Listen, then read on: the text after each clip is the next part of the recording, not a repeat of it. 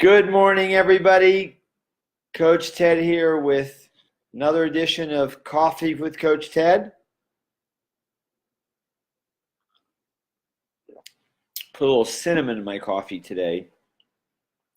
So today is day 3, part 3 of Secrets of the ADHD Brain, why we think, act, and feel the way we do. And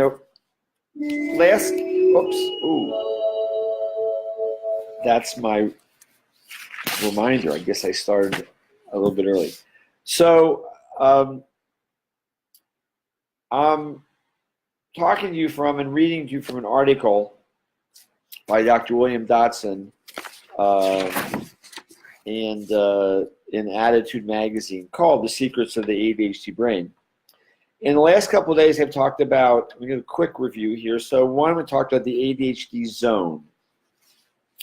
And it's that zone when we're really engaged, being productive, getting stuff done, maybe hyper-focused, and several things about the ADHD zone. So one is, about ADHD. So one is hyperactivity, which was one of the symptoms or characteristics of it for children, particularly boys, but for children. As adults, it goes internally. So we become hyperactive in our minds. 2, ADHD is not about attention deficit. It's about inconsistent attention. We can be very attentive, or we can be like not attentive at all. And Dr. Dotson calls ADHD an interest-based nervous system. And that's because it's different from people we call neurotypical, those people who have the usual neurological makeup in their brains, for whom importance or rewards are motivating. Those things do not motivate people with ADHD. People with ADHD are motivated by things that they are interested in, or that intrigue us, or that are new and exciting, or have to do with a competitive environment, or there's a sense of urgency, that things that need to be done. So that's what makes us different from neurotypical people. Dr. Dodson talks about we can't use the sort of usual owner's manual. We have to create our own ADHD owner's manual based on, what works for us. And he talks about that in this article. I'm going to post the link to the article at the end of the week. So today I'm going to start on a section called Truths About the ADHD Nervous System, an explanation of finally why we act the way we do. So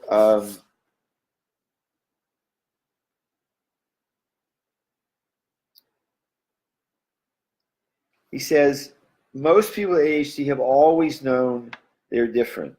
They were told by parents, teachers, employers, spouses, and friends they did not fit the common mold. And they'd better shape up in a hurry if they wanted to make something of themselves. That sound familiar? And he does say it seems odd to call a condition a disorder when the condition comes with so many positive features. People with an ADHD-style nervous system tend to be great problem solvers. They can solve problems that stump other people.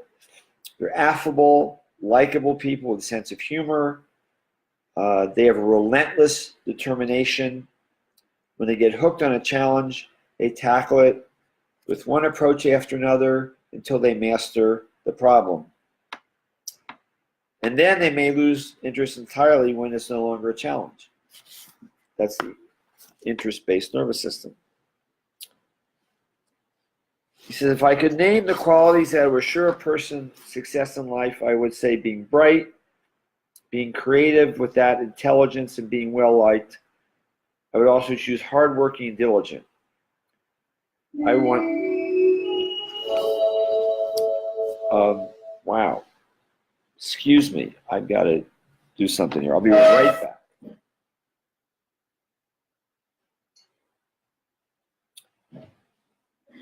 Sorry about that. I had to turn off the speakers on my other computer. He says, I would want many of the traits that ADHDers possess. He says, the main obstacle to understanding and managing ADHD has been the unstated and incorrect assumption that ADDers could be and should be like the rest of us. So here he goes through, this is a detailed portrait of why those with attention deficit do what they do.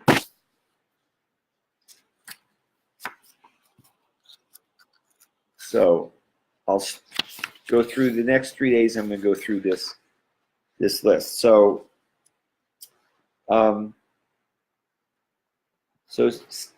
point one is why we are so sensitive.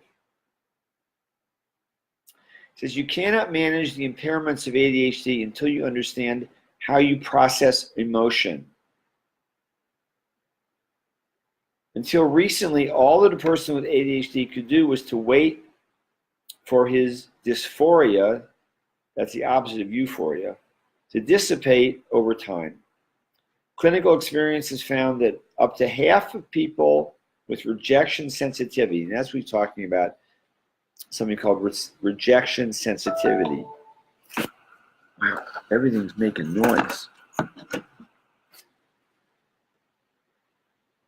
so apologize for all this noise.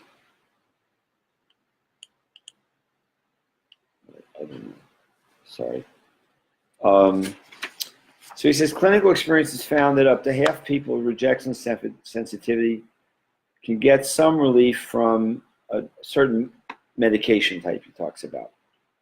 He calls them alpha agonists, either clonidine or guanfacine.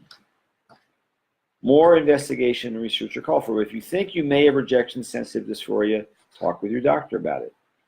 So if you find, rejection sensitivity, not everybody with ADHD has it, but a significant number of people with ADHD have it. It's that any kind of rejection is extremely distressing. Okay. Why we don't function well in a linear world. So for neurotypicals, time is linear. Past, present, future, yesterday, today, tomorrow, the next day, the next day. But the ADHD world is curvilinear. It says past, present, and future are never separate and distinct. Everything is now. For ADHDers, it's either now or not now. It's not sequential. People with ADHD live in a permanent present and have a hard time learning from the past or looking into the future to see the inescapable consequences of their actions. It's hard for us to predict or see the effect of our actions in the future. Acting without thinking is the definition of impulsivity, and one of the reasons that people with ADHD have trouble learning from experience.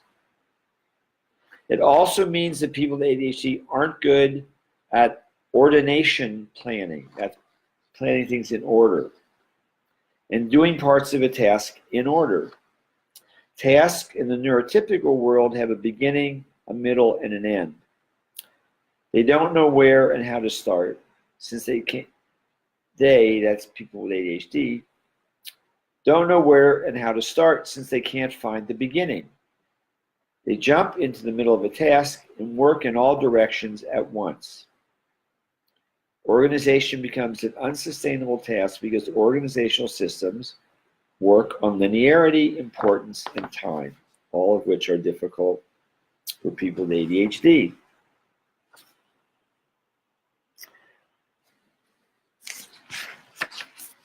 So the next section is a long one called Why We Are Overwhelmed.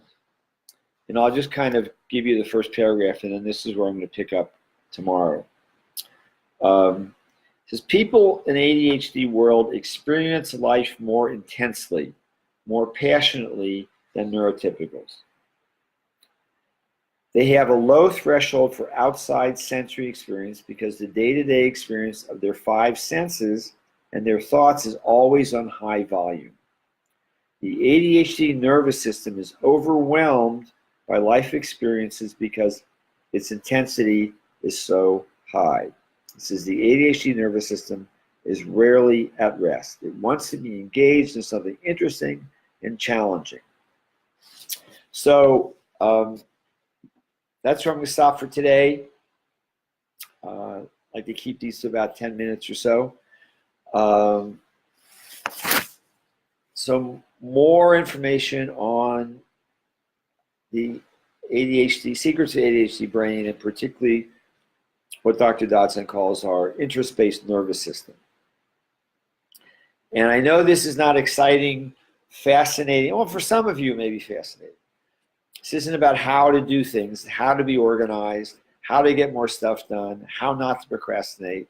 That's all important. I have talked about that over the last few months, and I will pick that up again next week.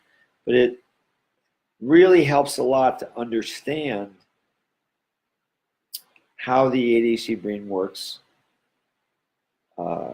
in our lives and the effect it has on our lives. Because we are different. We are not neurotypical. So I'm going to wrap it up here. I'm going to mention for those of you who are new and are not familiar with my Live Fully with ADHD Facebook group, I'd like to invite you to check it out. It's set up for people with ADHD, adults with ADHD to support each other, ask questions, offer their suggestions to others, what's worked for them. It's become an interesting group. Over 200 people are members now, which is becoming, it's a really nice number, and there's a lot of interesting conversation. If you have any questions or thoughts about what I've shared today, please type it in a comment. Or if you have a question or an area you'd like me to cover in the future, Coffee with Coach Ted, please type that in a comment. If you'd like to connect with me further, one-on-one, please type #connect in a comment, and I will be in touch, and we'll set up a time to talk. And finally, if you're watching this as replay, please type #replay in a comment so I know you're here. So that's it for today. I'm actually off to the gym. Something that I have resistance to because I don't find it interesting or intriguing or engaging. But something that I need to do. So that's it for today. Take care. Have a wonderful day. Talk to you tomorrow. Bye-bye.